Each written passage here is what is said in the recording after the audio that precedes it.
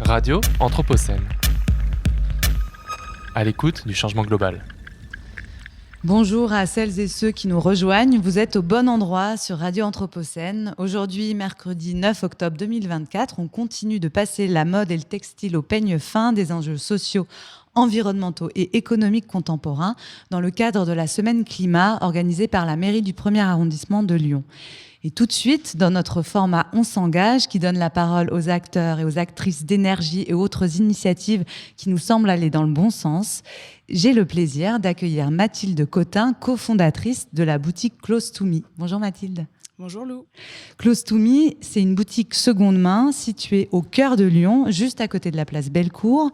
Je crois qu'il y a une seconde boutique, mais on en parlera après. Ouais. Vous vous déplacez à vélo chez les particuliers pour récupérer les vêtements qui dorment dans leur placard et pour leur donner une seconde vie.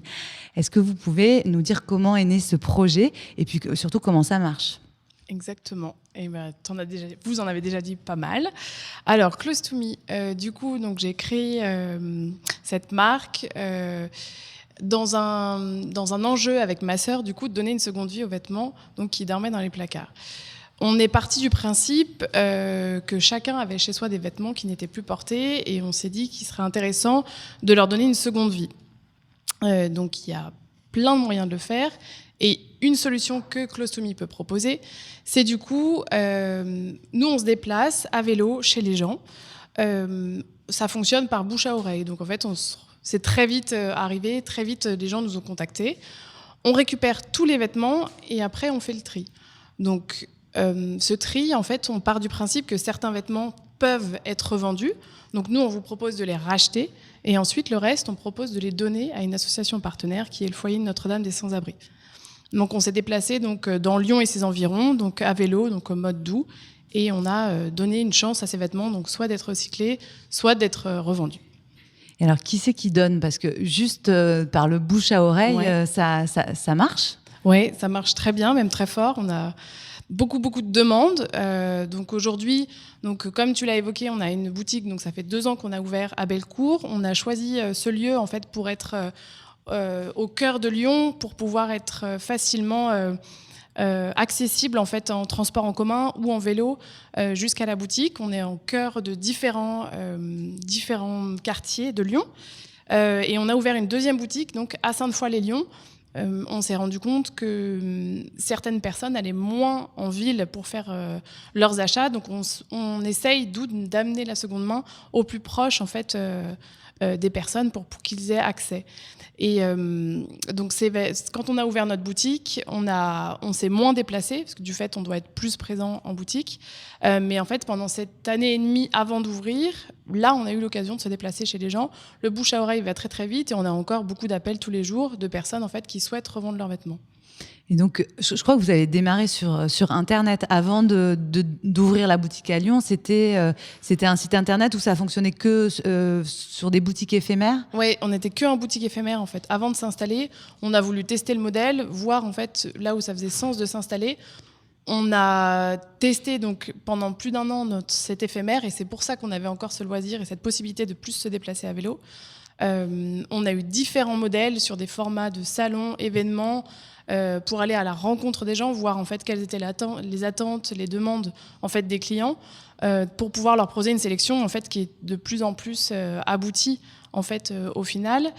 Et donc on a arrêté l'éphémère pour pouvoir en fait donner un lieu de référence aux personnes, parce que c'est vrai que toujours devoir dire on est tel week-end à tel endroit, c'est vrai que du coup il faut pouvoir nous suivre et dans nos modes de vie actuels c'est peut-être moins facile, alors que là on est un lieu de référence ouvert du mardi au samedi entre midi et 2 à Bellecour, du coup c'est plus facile pour nous trouver et pouvoir passer régulièrement, ce qui est le concept de la seconde main, parce qu'on c'est pas évident de trouver un jean en 38 peut-être ce jour-là, donc il faut être ok pour dire je passe de temps en temps voir si je peux trouver et prendre le temps de chiner du coup notre sélection.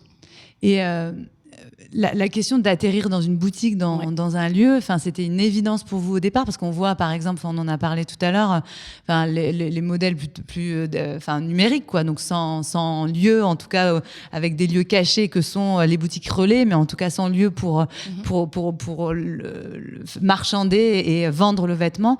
Est-ce que vous êtes demandé si vous n'alliez pas être juste un site internet et du coup avec un lieu plutôt de tri, de stockage, mais pas de vente? Oui, on s'est posé la question. Je pense que quand on a eu du coup l'idée de dire, en fait, ma sœur a un parcours mode, en fait, elle a fait des études dans la mode. Moi, j'avais besoin de trouver du sens dans ma vie. Je faisais des ressources humaines. Quand on s'est rejoint du coup sur le projet Close to Me, il n'était pas écrit, donc c'était ça en fait qui nous a plu aussi, c'était de l'écrire ensemble. C'était une aventure, donc le modèle, on s'est dit, en avançant, on va le créer, on va l'écrire, on va le co-construire. On s'est posé la question d'Internet, on l'a plus ou moins testé, mais en fait très vite on s'est dit que ce qui nous plaisait aussi dans la seconde main, c'était aussi ce lien social, l'humain, et du coup notamment de fait mon parcours de ressources humaines, mais on a besoin du coup de pouvoir proposer une seconde main qualitative et que les gens puissent venir essayer en boutique.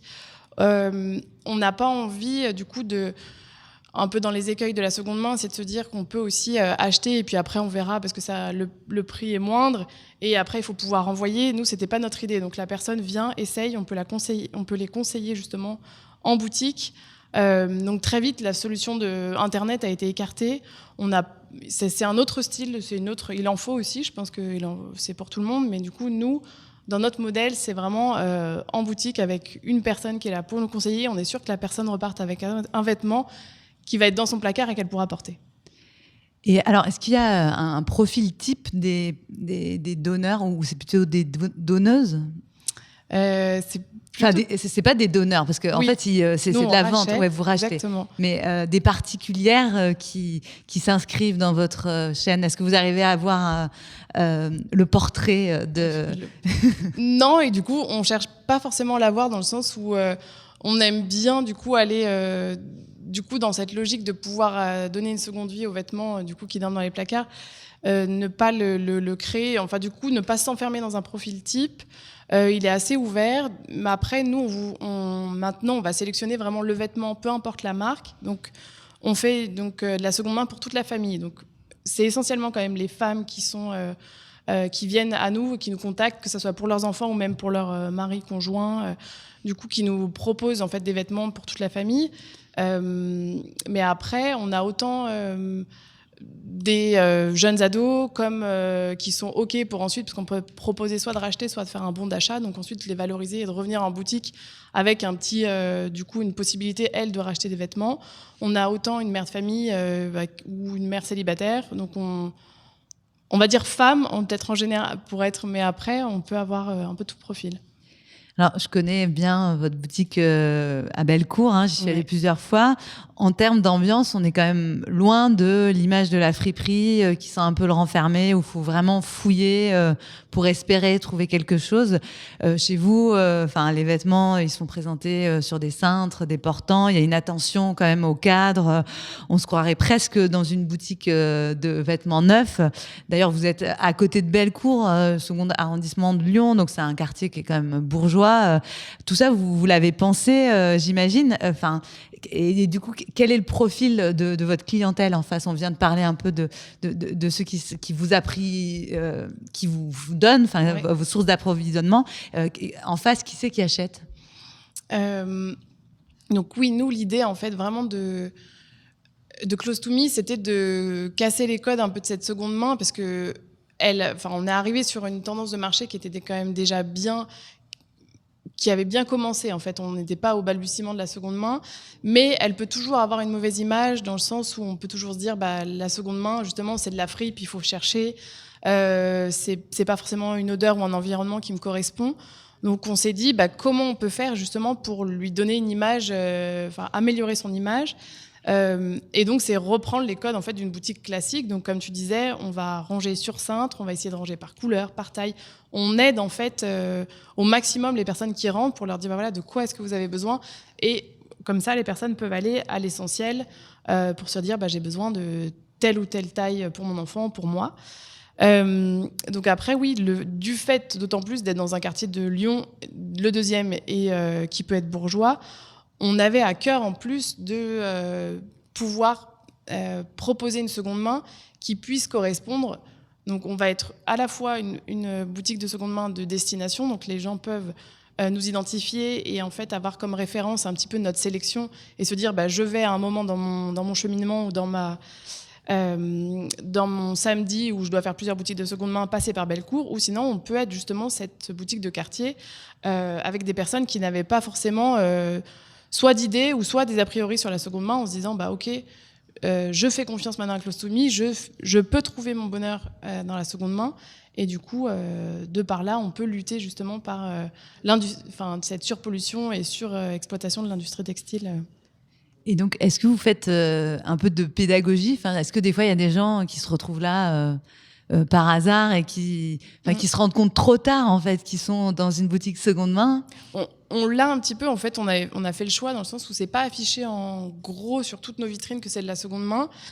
Et on aime bien jouer un petit peu de ce mystère. Donc, on va dire que les habitués de la seconde main le voient assez vite parce qu'ils comprennent. Et on a des personnes il y en a qui viennent justement parce qu'ils vont taper seconde main sur Internet et nous trouver. Et d'autres qui, en se promenant, ou même des touristes, vont me demander si j'ai ce vêtement dans une autre taille. Donc je me dis la mission est réussie en fait. C'est que donc on leur explique et donc il y a des personnes qui disent ok, je veux bien regarder et comprendre, et on essaie de trouver un autre article qui pourrait lui correspondre, ou d'autres qui peuvent estimer que c'est pas l'endroit parce qu'ils sont pas ok. Mais du coup on a toujours un échange, et c'est aussi ce qu'on voulait pour dire voilà quelles sont nos valeurs, quel est notre engagement en fait, et pourquoi on est là aujourd'hui. Donc ça c'est important. Et oui, on a des arrivages surprises, et du coup c'est sympa aussi de pouvoir les accueillir, et un peu de pédagogie on en fait encore plus aujourd'hui. Donc on a ouvert notre deuxième boutique à Sainte-Foy-les-Lyons à la fin du mois d'août, et là pour le coup on est je pense encore moins attendu en fait sur ce créneau-là, parce que je pense qu'à Lyon ça se démocratise quand même de plus en plus, alors que dans la périphérie lyonnaise la seconde main n'est pas encore arrivée. Donc là pour le coup on est dans ce mois d'ouverture et mois de pédagogie pour expliquer du coup qui on est, pourquoi et qu'est-ce qu'on peut apporter, et dans quelle mesure en fait ils pourront trouver leur bonheur ou pas. Oui, donc il s'agit de convertir un peu aussi les gens. L'enjeu pour vous, dans votre segment de marché, ce n'est pas de brader le vêtement, mais de le valoriser. Donc ça passe par quoi, et comment vous fixez le prix ? En fait, on va fixer le prix, on regarde le prix du neuf du vêtement, et la seconde main aujourd'hui se revend environ 60% du prix du neuf. Donc ça, c'est la théorie. En pratique, on va essayer en fait d'estimer, nous, si le vêtement peut être revendu assez facilement ou pas. Et si on estime qu'il ne peut pas l'être, dans ce cas-là, on préfère le donner en se disant il va avoir une seconde vie, mais du coup dans d'autres circuits, et du coup avec le foyer de Notre-Dame des Sans-Abris. Ou sinon, on va donc partir du prix du neuf, on applique du coup les 60%, et nous on met notre prix en boutique. Donc pour le coup, des vêtements qui ont été très peu portés et qui ont une valeur qui pourrait être encore sur le marché, ça vaut le coup en fait de les acheter en seconde main, clairement. On a compris, juste avant, on recevait l'anthropologue Emmanuel Durand, et qui nous a bien expliqué que la filière seconde main, en général, elle s'inscrit dans un marché qui est mondialisé, et puis à l'apparition de Vinted aussi. Vous jouez une carte locale. Donc vous l'avez expliqué, l'importance du lien, de ces boutiques, le lien de la vente, le lien aussi peut-être du dépôt. Comment est-ce que vous arrivez à trouver votre place avec un projet de cette échelle-là dans un marché qui semble énorme ? Pour moi, c'est complémentaire parce qu'aujourd'hui, en gros, Vinted, c'est une banque de données qui est énorme et presque sans fin. C'est un peu ce qui nous a aussi fait en fait créer cette échelle locale, en fait, en se disant nous, si on sait exactement ce qu'on veut, je trouve que pour le coup Vinted peut être un super outil, et encore parce qu'on a les frais de port, on ne sait pas d'où ça vient. Aujourd'hui on n'a même plus le critère de pouvoir choisir si ça vient de France ou ailleurs, mais après l'idée, nous, de Close to Me, c'était de se dire, en fait, on a déjà en fait, fait une sélection et on va s'inscrire dans un marché qui, en fait, il est encore à ses débuts. Il est déjà très gros et il va, je pense, on a des chiffres, mais je ne sais plus si c'est doublé, triplé, faire même x10 d'ici quelques années. Du coup, c'est de se dire, je pense qu'on a tous sa place à jouer et chacun un modèle à créer. Donc nous, ça nous va en fait de jouer ce rôle local, en fait, en se disant déjà rien qu'autour de nous, et on le voit parce que tous les jours on a des appels et tous les jours on a des gens dans la boutique. Il y a largement de quoi faire déjà autour de chez nous en fait. Pourquoi aller plus loin et valoriser en fait ce circuit court en fait dans la seconde main. Vous faites du tri. Oui. Et donc ça, c'est une opération qui prend du temps. Ça se passe où? Ça se passe comment? Comment est-ce qu'on choisit ce qui peut être gardé ou pas? Je sais pas, dans le livre justement d'Emmanuel Durand, on voit que ça peut être des opérations très automatisées presque. Et en même temps, c'est quelque chose de sensible parce qu'on choisit avec le regard, avec les mains, avec l'odeur, j'imagine aussi. Comment vous faites? Alors du coup, donc on a la possibilité donc de se mettre dans un éclairage. Donc soit on le fait en boutique, en fait, suivant là où le dépôt est fait, maintenant qu'on peut le déposer à la boutique, donc à Sainte-Foy-les-Lyons ou à Bellecour. On va se mettre dans un éclairage très fort pour en fait pouvoir avoir la vision de tous les défauts en fait du vêtement. Et après, maintenant qu'on a du coup 2 ans d'expérience du fait de la boutique de Bellecour, on sait un petit peu quelles sont les attentes. On s'inscrit aussi dans une terme de mode, donc il y a des choses qui peuvent être vintage et qui reviennent à la mode. Donc on va estimer en fait où on en est nous de notre stock et est-ce qu'on peut revendre ce vêtement, et ensuite on va regarder donc l'état. Il faut que le vêtement soit impeccable, donc d'où la lumière pour pouvoir le sélectionner. Et ensuite il y a une approche. Il y a un premier contrôle, donc on va dire que c'est ma sœur ou moi, et ensuite on a un deuxième contrôle, donc on inverse pour pouvoir rechecker le vêtement et être sûr qu'on n'a pas loupé un défaut, et revalider en fait que le vêtement pourra être vendu, en fait qu'il a sa place dans le magasin. Et vous avez une idée dans ce qu'on vous amène, combien vous gardez et en moyenne combien repart en fait du côté Notre-Dame des Saints-Avery? Je pense qu'on peut facilement parler d'un moitié-moitié. Après, voilà, ça va du coup suivant là où on en est, parce que nous, du coup, on a une rotation qui est un petit peu maintenant plus à flux tendu. Donc, suivant comment on va vendre, en fait, nos besoins vont évoluer. Donc, on va sélectionner en fait des choses. On va peut-être être sur des mois où notre stock est très élevé, on va peut-être être plus select à ce moment-là, et donc notre taux de don va être peut-être un petit peu plus haut. Mais après, voilà, on a toute une approche aussi, c'est en amont, quand on a les personnes au téléphone qui souhaitent nous déposer des vêtements, c'est là aussi où il y a tout un rôle un peu éducatif pour leur expliquer qu'on va faire une sélection et qu'une fois qu'on a fait notre sélection, on va pouvoir donner. Donc après, il y a des personnes qui sont OK, d'autres qui souhaitent récupérer des vêtements. Mais voilà, on va essayer de favoriser en fait ce circuit-là pour que le vêtement ait vraiment une seconde vie jusqu'au bout en fait de ce tri. On recevait en mai dernier un collègue, je ne sais pas si on peut dire collègue, ouais. C'est Nicolas Asbot-Martyr, qui est de la boutique des Curieux, qui est aussi dans le 2e. Oui. Je crois qu'il y a à Lyon une vraie dynamique autour de cette question de la seconde main et de la mode éthique. Vous vous inscrivez dans ces réseaux. Est-ce que c'est important Ah bah oui, complètement. Enfin, l'idée, nous, c'est... on a un groupe WhatsApp avec les acteurs de la seconde main à Lyon, c'est de se dire... Qu'est-ce qu'on pourrait faire pour favoriser en fait du coup ce marché, ce secteur dans Lyon, pour se dire est-ce qu'on crée soit un parcours de la seconde main à Lyon pour que du coup les personnes en fait aient cette visibilité, donc quelles sont les différentes boutiques, les différents modèles qui existent à Lyon.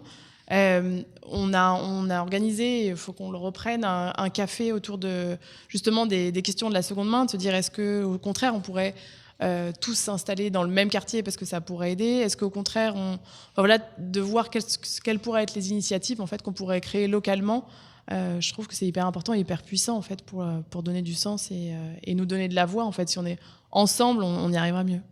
On va finir sur ça. Ensemble, on arrive à mieux. Et puis, on espère vous donner un peu de voix aussi sur les ondes de Radio Anthropocène. Peut-être rappeler l'emplacement des 2 boutiques. Oui. Du coup, donc, la première boutique donc, à Lyon-Bellecour, on est au 1 rue Paul Lintier. Donc, c'est la petite rue qui part de la place Bellecour vers la rue du Plat, donc vers le café Bellecour. Et la seconde est dans le centre de Sainte-Foy-les-Lyons, au 10 Grande Rue. Merci beaucoup, Mathilde Cotin, cofondatrice de Close to Me. À suivre sur Radio Anthropocène, Céline Donneau d'Oxfam, toujours au micro et sur nos ondes. Merci.